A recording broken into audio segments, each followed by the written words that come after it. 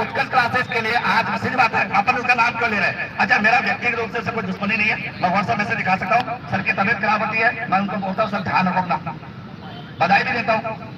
ऐसा कोई भी व्यक्ति गलत है तो गलत है भाई, सीधी बात है। और मुकेश पंचोली के इतिहास में जो गलत होगा उसकी सजा होती है, सजा में माफी है ही नहीं हमारे यहाँ पे। हम स्टाफ को भी माफ नहीं करते तो कोचिंग वालों को भी माफ नहीं करते, सीधी बात है। तो मैं अब बताइए, जब मैं उनको कह रहा हूँ सर आज जयपुर हो, बच्चे हैं, मेरे को क्या जवाब मिलता है? जवाब सुनिए, जवाब मिलता है सर ये उत्कर्ष के लिए इंपॉर्टेंट वर्क नहीं है, उत्कर्ष और भी बहुत बड़ी संस्था हो चुकी है और उत्कर्ष में 2000 एम्प्लॉय काम करते हैं, तो ये छोटा मोटा काम हमारे लिए इंपॉर्टेंट नहीं है। मतलब सर आप ये सुबह शाम आपके घर में जो चूल्हा चलता है वो चलता कहाँ से है? वो चलता कहाँ से? कोई आपने कोई कोयले की खान या कोई सीले की खान घर पे खुदा रखी क्या? भाई पैसा बच्चा तो देता है, आप बच्चों को बोलते क्यों नहीं बोलते? क्यों डर लगता है क्या आपको? भाई अगर इतनी बड़ी संस्था अगर मैंने कहा तो आरपी से अगले दिन बैन करा दो, आरपी से बंद करा दो, सभी आरपी से बाहर कोई एग्जाम नहीं होगा किसी का, कोई एग्जाम करा किसी का। हम यहाँ पर सुबह शाम पढ़ाते रहते हैं। और चलो मेरे को इसलिए गुस्सा आ रहा है क्योंकि यार एक तो मैं क्लास छोड़ के आया हूँ, मैं पूरे दिन क्लास में बिजी रहता हूँ और उसके बाद बच्चों के साथ ये चीज होती है ना, मेरे को पता है, ये बात मेरे को पता है कि बच्चा को स्टूडेंट है ना, सबसे बड़ी गलती स्टूडेंट की है, बाकी किसी की गलती नहीं। तुम फालतू बातें करते हो, आरपीसी कोई गलती है, आरपीसी तुम सब गलत हो, सब। पेपर कौन खरीदता है? स्टूडेंट। वैसे तो गलती आप दूसरे को जोड़ो। भाई सीधी बात है, जिसको आप खरीदने आओगे वो बेचेगा ही, माल अगर खरीदा वो बेचेगा ही होगा, चाहे आप चरस हो, अफीम हो, गांजा कुछ भी हो, सब बेचेंगे सर। आप खरीदने जाते ही क्यों? बट ठीक है, हो रहा है, होता रहेगा। अरे सबसे बड़ी बात है, मुख्यमंत्री साहब बोलते हैं, मतलब अपन बात है, सीएम वाला शिक्षा मंत्री बोलते हैं पैसा में तो 3 साल ऐसे ही निकाल दे धड़े से, उखाड़ लो, क्या उखाड़ोगे? उखाड़ा किसी ने? कुछ नहीं उखाड़ा सर। इस्तीफा देना कोई समाधान नहीं होता सर। आज मैं एक मर्डर कर दूंगा, मंदिर में जाके बैठ जाऊं, बोलो माफ कर देना, फिर कल मर्डर कर दो माफ कर देना, तो क्या समाधान है किसका? कोई समाधान नहीं सर, कोई समाधान नहीं है।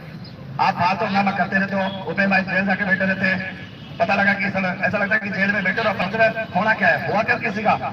तो आपको अगर अपनी बात रखनी है, प्रॉपर तरीके से अपनी बात को रखना है, तो एक बार भीड़ इकट्ठी करनी पड़ेगी, कोचिंगों से बाहर निकलना पड़ेगा।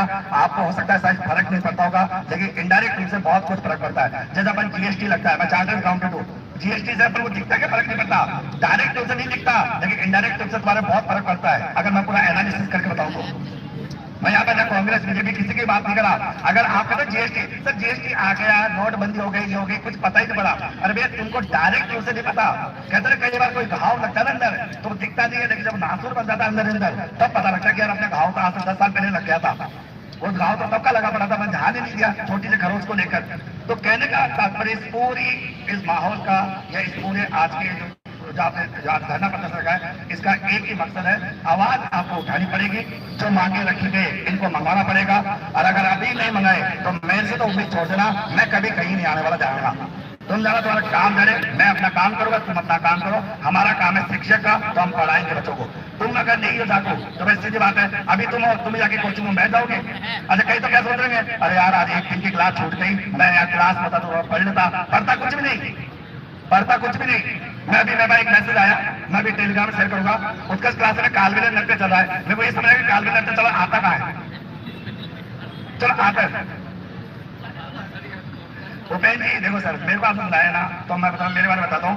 मैं तो किसी बाप से मैं कोई और सुना आप करते होंगे। मेरे को बुलाने का मतलब है कि अगर आप कुछ नहीं होना तो बाहर के कोचिंग, बाहर के आदमी से, बाहर के सब, मेरे को मतलब नहीं साहब, मैं नहीं बोलने वाला किसी के लिए।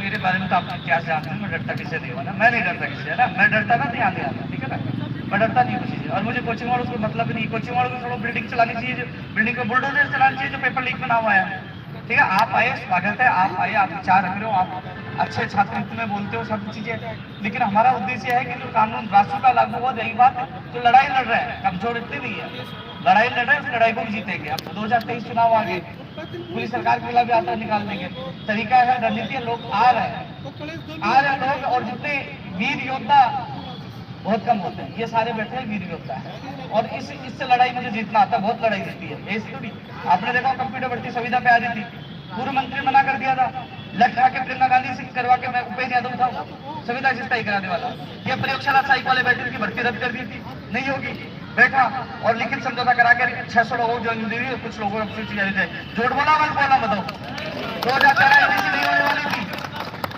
9 साल बाद उसकी सूची जारी करा के 6000 को ज्वाइनिंग दिलाते।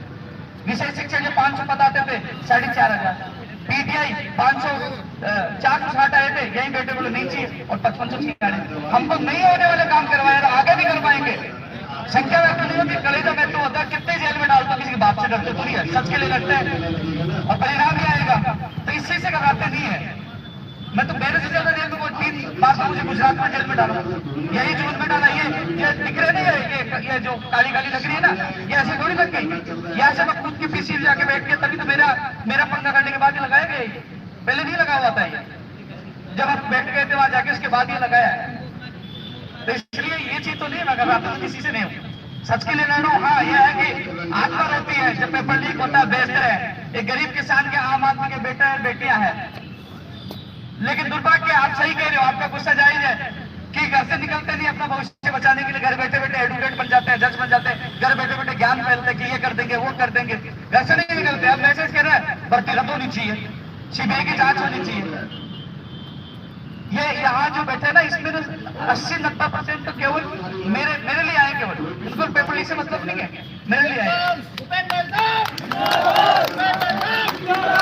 मैंने गिनाए 38 से 50 हो गए, 60 हो गए, लेकिन मेरा कर्तव्य 50 लोग भी आए, लेकिन वो 50 तो आए ना, वो मेरे विश्वास में है ना, तो मैं उनके विश्वास के लिए अंतिम सांस तक लड़ूंगा, पेपर माफियों से लड़ूंगा।